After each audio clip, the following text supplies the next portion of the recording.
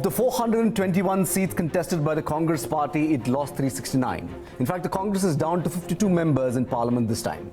Thanks for joining us. I'm Harsha Subramaniam.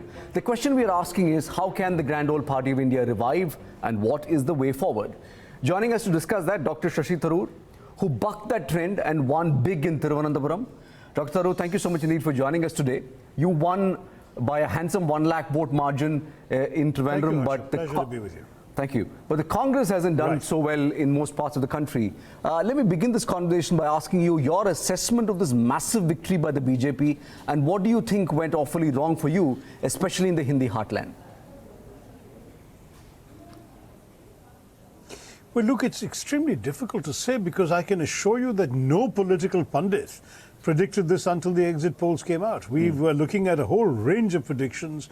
We were making our own calculations on the basis of ground reports.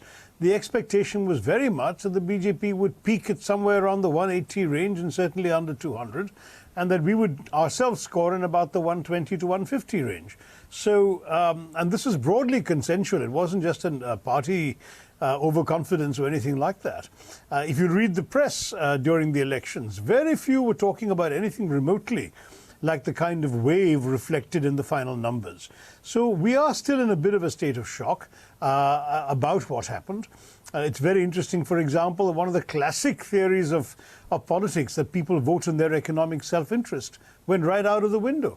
I mean, after all, you're looking at 45-year high of unemployment. You're looking at farmers so desperate they're contemplating suicide in record numbers. We have SMEs and micro-enterprises being thrown out and dying because of demonetization. It's been one economic misstep or disaster after the other.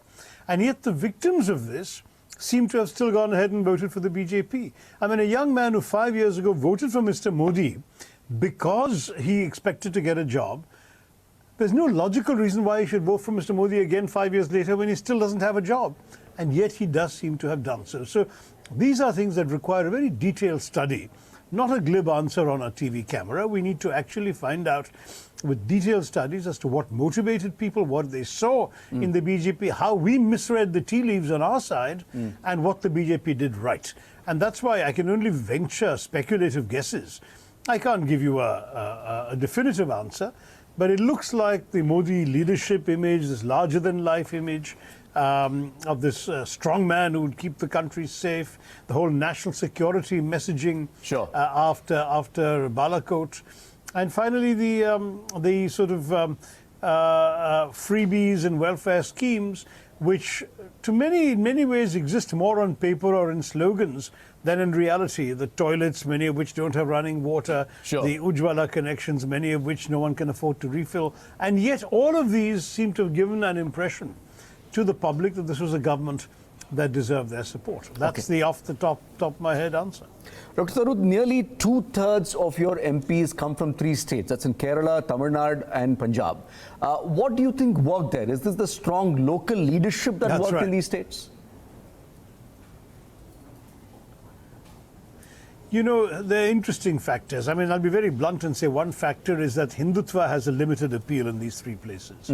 I think that the Hindutva mindset, which seems to have insidiously taken over a fair amount of mind space in many parts of northern India, certainly in the Hindi heartland, ran into a state, Kerala, where there's a 45% non-Hindu population, Punjab, where it's more like 50% non-Hindu population, and Tamil Nadu, where there's a complicated tradition of including atheism and so on, of rationalism, all of which I think significantly limited the appeal of the Hindi, Hindutva, Hindustan kind of approach that we've seen so effectively being promoted by the BJP. I'm sure that's only part of the explanation, but it's a factor. Another factor, undoubtedly, is the fact that we had strong and effective party organizations in these places. And in Tamil Nadu, I'll concede, we also certainly benefited from the DMK's coattails. But Punjab and Kerala, we're well organized, and of course, we're in power in Punjab with a very effective and popular CM in Amrinder Singh. So all of these things have to be borne in mind. Dr. Tharoor, when religious nationalism emerged as the dominant idea propagated by the BJP, why wasn't the Congress able to offer a compelling alternate idea that resonated with the voters? Well, frankly, I don't understand it, because we are the original party of nationalism. It's the Congress that was the nationalist movement incarnate that actually won India its independence. When I wrote my book, An Era of Darkness, I was talking about the entire sort of ideological rationale for the Indian National Congress as a nationalist party. Somehow that has lost its hold on the imaginations of the people in the face of the kind of very jingoistic, chest-thumping, even militaristic sort of messaging that has come out of the ruling party. And, in a democracy, voters will get what they want. And I have to say, we have to respect their wishes. I would have wanted us to offer a more inclusive nationalism as an alternative to this Hindu nationalism.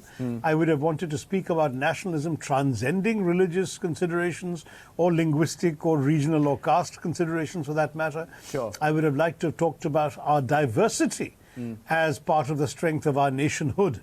And I did all this in my constituency in Kerala, and in Kerala that message was well received. Would it have been well received in the north? I don't know, because perhaps it wasn't tried.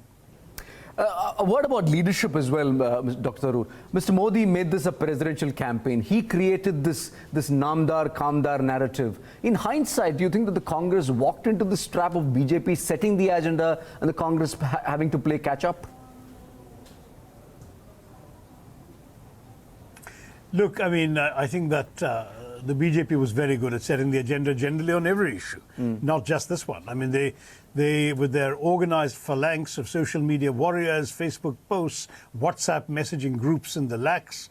Somebody said 9 lakh WhatsApp messaging groups were run by the BJP, with their extraordinarily impressive ground organization, the Panna Pramukhs, who had 1 page of each voting list and went to every house, the RSS shakhas throwing up volunteers to campaign for them, which I saw in my own constituency. There were RSS members from all over the state of Kerala campaigning in Trivandrum.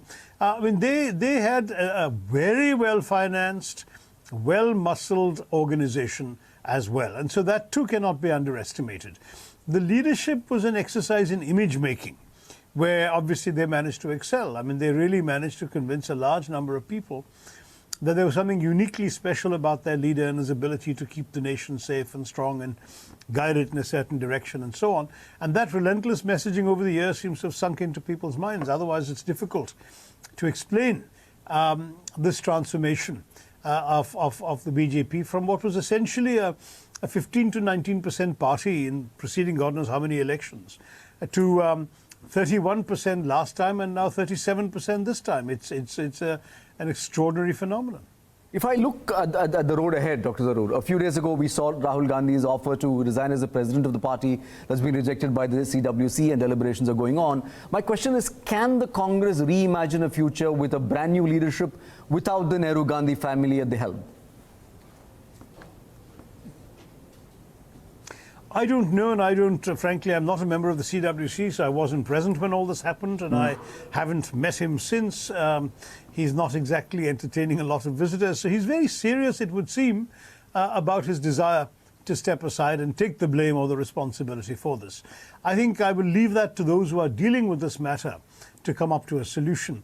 All I can say is I believe very passionately that what the Congress party stands for is indispensable for this country, that we represent an alternative vision of the idea of India, which is in fact the vision that reflects truly the heart and soul and spirit of this country.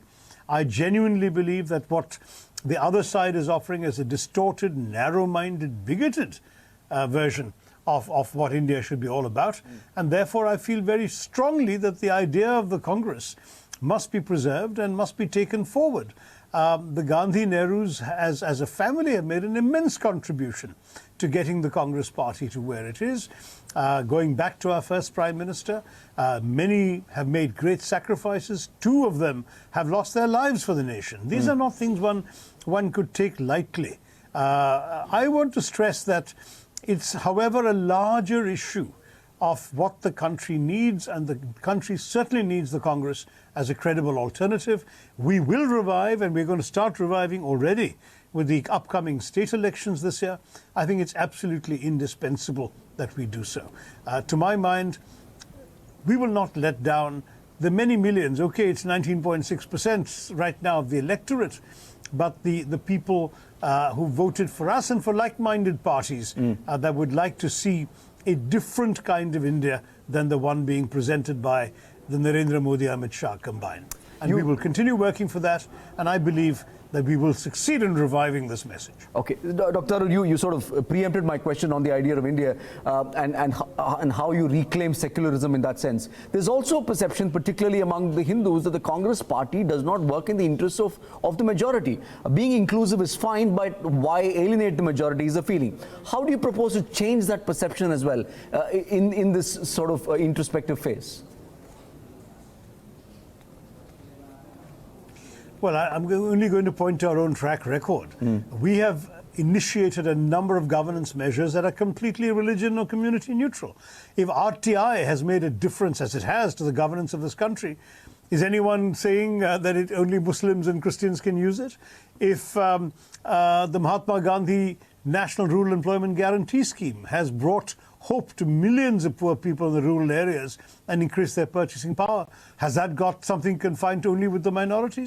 This is nonsense. Most governance measures benefit everybody equally. There's no question of saying that it's that we're neglecting Hindus, when Hindus are the major beneficiaries of all the good things we've done. Fair point. I have one final question, Dr. Tharoor, and this is, as we speak, there are serious challenges that the economy is facing. There is a prospect of slowing growth. You alluded to the farm crisis, and there is a job crisis on hand. As a senior leader of the opposition, what do you think that the government needs to be focusing? What should it be prioritized? What should its priorities be? No, I think all of those, frankly, I think it definitely needs to address the agricultural structure and agricultural system in a structural way. Everything from the way in which produce is marketed, purchased and sold, to cold storage and other facilities that practically don't exist. There's a fundamental job to be done in that area, and I hope it'll be done with some modern thinking and imagination. There has to be serious attention paid to unemployment. I'm sorry to say 5 years have been wasted in empty slogans of skill development, whereas even 1% of their declared targets in skilling people and employing people who've been skilled have not been met. That has to be fixed. We've been hearing talk of a new education policy for 5 years. As long as it's not merely religious indoctrination, but serious reforms in education, we would be inclined to support it, provided it was a clear, effective policy. And finally, if you look objectively at this country, there is an overall economic crisis which is really to do with our regulatory environment. We need to take that burden of regulation off, particularly the small, medium and micro enterprises. The little shops that used to look after 3, 4, 5, 7, 10 employees, many of them went under because of demonetization. They have to be revived because unfortunately, given the realities of our country, large-scale manufacturing a la China is never going to come up to be the answer to all our problems. We need to also permit, encourage and support the very small-scale sectors to thrive. So there's a lot to be done, and I wish the government luck in doing it in the interests of all Indians. Where they do the right thing, we will be constructive. Where they seem to be dividing India, I can assure you we will stand up and fight for a better idea of India than the one they have. I have one final question, Dr. Tharoor. There won't be a leader of opposition. Would you be the leader of the Congress party in the Lok Sabha? Would you consider being the leader of the Congress party in the Lok Sabha? I have absolutely no idea. That's a decision the Congress party will have to make, the party president will have to make, the leadership will have to make. I'm available. I'm very happy to serve the party in Parliament in whatever capacity they find useful. And certainly, I have been making a number of speeches on a number of issues, and I look forward to doing more of that in whatever capacity. Dr. Tharoor, thank you so much indeed for joining us with your time. Dr. Shashi Tharoor, Member of Parliament and Senior Congress Leader. If you have been, thank you so much for watching.